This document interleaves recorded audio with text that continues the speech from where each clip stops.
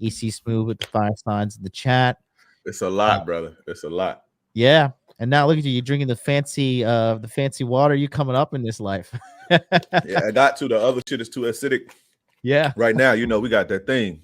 Yeah, tell me about it, So, Jesus. But yeah, man. So but from 15 to 21, a lot happened. A lot happened. But fast forward, if you want me to get into it now, because that's the real. Talk about the jail. Talk about the false imprisonment and the time you had to spend in prison and all that shit and what you learned. Because I think Right. I'll say this. I want to add this as a caveat to this story. King Dre and I, we have been crossing notes, and what we realize is like people come to consultations for me, sometimes go to consultations for him, and it's like it's like when you're a kid and your parents are like fighting, or like you're fighting your parents. Like you go to one parent, you're like, hey, maybe they'll tell me what I want to hear. yeah. They'll tell me what I want to hear. Or you go to your friends like that, whatever. And we've Right. seen that behind the scenes with some guys. And the number one problem we've noticed with guys in the dating sphere is a lack of confidence. Now, the lack of confidence can be broken down into 2 areas. The lack of confidence into understanding the execution of game and like the nuances of game. Like, this is how you set a date. This is how you go for the kiss. This is how you have sex with her. This is how you keep her in your life. And then the second half is the inner confidence inside. Like, dude, like, just because she doesn't text you 17 times a day, bro, like doesn't mean she don't love you. Like that's neediness and insecurity on your end. And a lot of guys struggle with that inner insecurity because we were comparing notes and we realized that's like the number one problem is the inner side part of the game. Yeah. So go ahead, continue. Okay, so all right, I'm gonna fast forward. Maybe one day I'll do a documentary or shit, but I'm gonna fast forward until I was 20 years old. 20 years old. I think I'm hot shit. I got my own apartment, got my own car. I got me a little plug. I'm doing my thing. Got a couple $1,000 on some street shit, right? I thought I was the coldest player alive. I thought I was fucking bad, right? I'm headed down a path of fucking destruction. 20 years old. Right? So the road that I took, I didn't have to take it though. But again, the abuse as a kid, it kind of shapes your mind to, shapes your mind a certain type of way. So I meet this girl. At the time I have a good girl, like a very good girl. I would say she's a good girl, still a good chick now. She's married, the whole nine. I never heard about her being out there, none of that shit. Good girl. I was, this street kid, and she was like suburbs and all of this shit. So I kind of fucked it off with her by, entertaining a more exciting chick. So I remember me telling you that, good chicks who decent and wholesome, they're not gonna let you play them. This is when I learned this.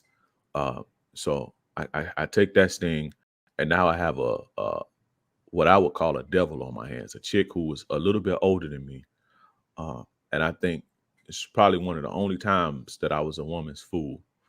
I want to ask you a question. So you said that wholesome chicks won't let you play them. What do you mean by that exactly? Could you define that for the guys that may not be as sharp on the game? Now I'm not saying that all women are good, or women have a switch. They can be whores.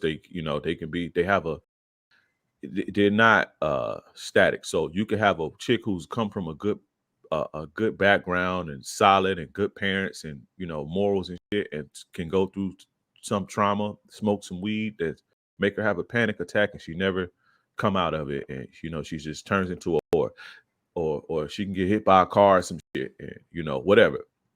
What I'm saying is, this girl came from a good people. Her mom was a little iffy, but she came from good people, solid morals, integrity. She wasn't like out there, no shit like that. A good chick, a good suburban chick, black chick though. Women like that who love themselves, they have confidence and shit like that. They're not gonna let you mistreat them. You understand what I'm saying? What would you define as mistreating? Cheating on them, verbally abusing them. They're not gonna let you do that to them. if you have a chick that's allowing that, something is wrong with her. Yeah. You know what I'm saying? Now some chicks will stay for a little bit because they're in love and they punch drunk. Most chicks will. If you have a woman in love, most chicks will endure a little bit in an effort to get you to whatever. You know, try to change you or see if they can change the behavior. But at some point, they gone. They not gonna stay around. And this chick didn't stay around for that shit. You know, it happened maybe twice, and she was like, "I'm out. I can't fuck with you," and she never fuck with me again. We Was it always remain cheating? cool, huh? To be honest, I didn't even cheat. Well, I didn't get caught cheating. The scenario that screwed it all up was the girl the more exciting girl who was older. She kind of like was jealous of that a little bit and kind of, you know, manipulated the situation. So when the girl came to my house, she would be there. It was like some shit like that. Funny story. I'll tell it on my thing, but that's a whole nother 30 minutes. But yeah, so when she saw that, she was like, nah, I'm cool. You know, she came to my house, beating on my window. The girl was there. And I hadn't had sex with this girl yet. This more older, exciting girl. She was just like manipulating the situation, basically. Learned a lot from that chick, but if she goes into my jail story, this older chick, I'm just, you know, laying it out, the context. So I lose the good girl over the more exciting chick, that the street smart, sexy. The other girl was beautiful though, but this chick was sexy, had sex appeal, you know, street smart, the whole shit, right? So I end up getting with this other girl, right? We'll call her Macy. Let's call her Macy. So I end up getting with Macy, right? So Macy's my girl. And, you know, doing my little thing. I catch a series of charges. Go to jail for a gun one time. Go to jail for some cocaine and a gun. You know, skip bail, buck probation. So I catch and starting to, you know, tack on charges and getting in trouble with the law. Eventually that all caught up. August 21st, 2006. I'm somewhere I shouldn't be because me and the girl Macy had an issue, right? We had an argument, and I ain't really trying to argue with her though, because especially back at this time, like I wasn't giving no bitches my energy like that. Like the shit that I teach guys now, like I was like very cold with women back then, so I wasn't really trying to give bitches no energy I had. You know what I'm saying? So I'm at her house. I'm at this girl's house, and I was out of jail for like 3 days because I had violated my probation. So I did a week in jail. The judge went to see the judge. He's like, "Oh, you fuck up again, you're going to prison." Blah blah blah.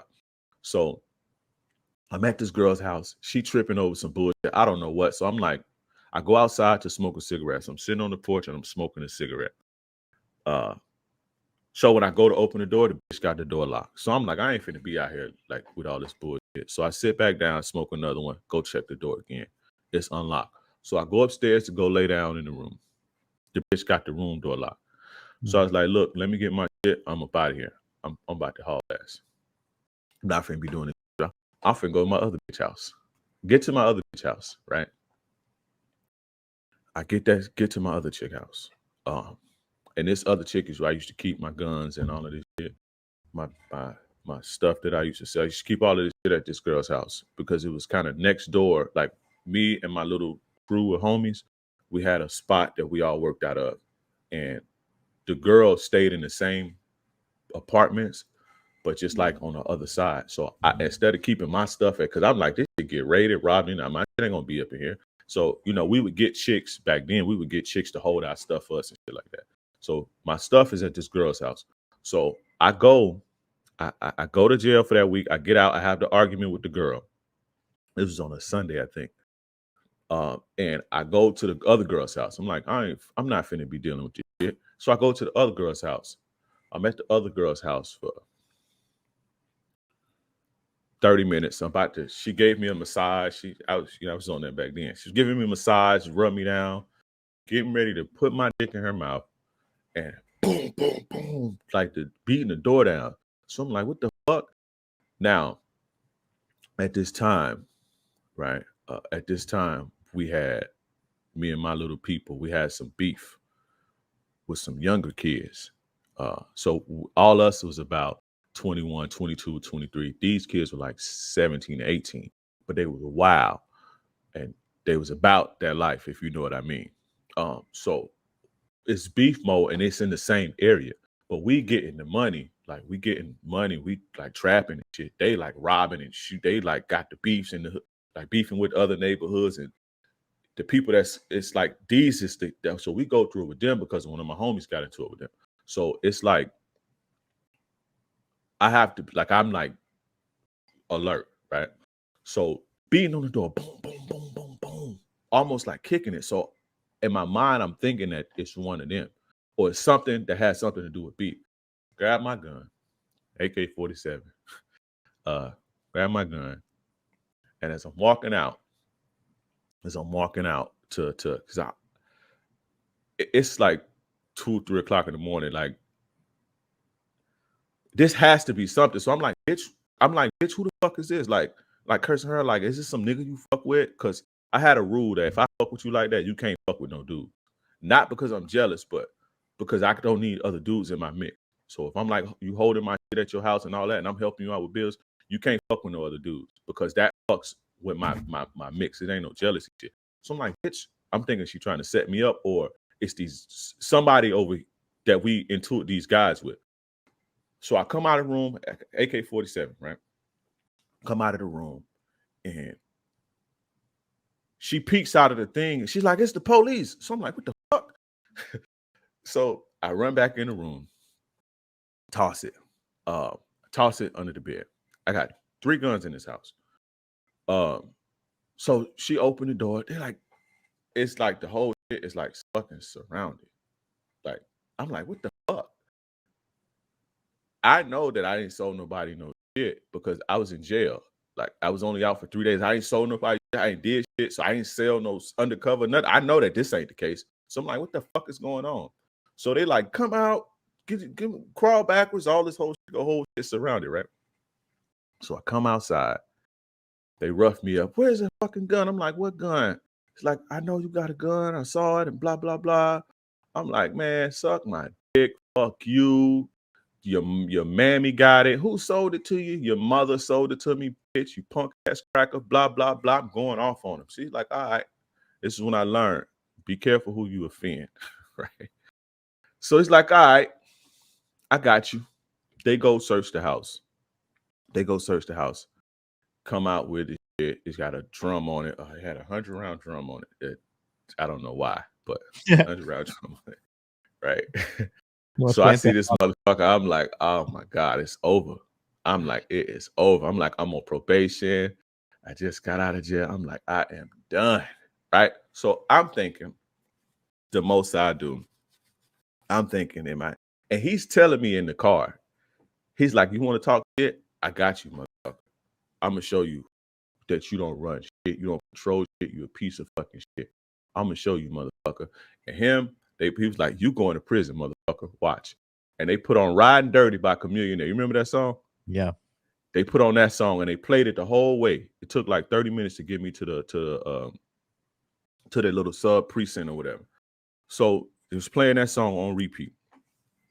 So I go to jail. I have all type of wild shit. Aggravated assault, law enforcement officers. He basically said that we had a standoff and I was trying to kill him. Right? He said I was trying to kill him. And we had a stand. It didn't go like that. How I told you, I came out of the room and she says the police and I put up. I didn't aim it or nothing. The door wasn't even open. Yeah. Right? So they got together, they lied and said we had a standoff. The only reason they didn't shoot me because the little girl was in the way because she had a daughter or whatever. So the little girl was in the way and shit. But anybody knows that a black man holding something like that will get lit up, period. So this just goes to show you. So I end up beating everything else. I beat all of the gun charges, all that, because they didn't have a right to search this shit. They didn't have a right to search. No, not a murder charge. It wasn't a murder charge. I didn't shoot nobody. Did they have a warrant? No. So everything in that shit I beat. Hmm. But what's on my record I didn't do. Like I'm classified as a violent felon for assault and you know, pointing a gun at a police officer and shit like that. I didn't do no shit like that. So that sends me to prison. Everything else I end up you know, I end up getting beating everything else. But that, you know, and the cold part about it, man, we got all the way to a jury trial, right? And he never showed up to court. So my judge is like, hey man, where the fuck is this guy? He ain't been here one time. He was like, y'all got 15 minutes to find this motherfucker, or I'm throwing this out. Right, because we getting ready to pick a jury and shit. And so they go, they scramble, they send me back, right? They send me back into the because he getting ready to throw it out now. So he's like, why he never came? Like, where the fuck is this dude? Like, he ain't showed up once, he ain't showed up to no depositions, nothing. What the fuck is going on? Y'all basically wasting my time, this man's time. So they was like, hey, Your Honor, can we take a break? We'll get in touch with him, give us 20 minutes. So they took a recess and all of this shit. Came back, they found him. He was down in the Keys on vacation. He said, I'll come up tomorrow. And when he came up, motherfucker came up and lied, man. It's like, yeah. So I end up copping out to that. So he lied and said that you pointed a gun at him. Yeah, that we had a standoff the whole nine, like a 5-minute standoff. Like it's I'm gonna show you. I know this shit sound crazy, bro. I still got my paperwork and everything. But I don't think anybody doubts you. I don't. It just sounds crazy. But yeah, so yeah, we're from Florida. I've dealt with the Florida legal system, and you know, when I got busted with some weed, you know, they got rid of that charge or whatever, but they said that the plastic bag that the weed was in, this was considered drug paraphernalia. Yeah. Because Florida's a zero tolerance state when it comes to drugs and shit like that. And Florida cops are pieces of shit, man. Yeah. And they're real pieces of shit. He said this is why you have to have cameras. Ain't nobody was thinking this was 2006, bro. This is not like it was no Ring cameras, and that cameras was very expensive. You had to have computer set up. This wasn't like this was way a long time ago, bro. And the technology wasn't even there. They had cameras, but you had to have high tech shit, and it was very expensive.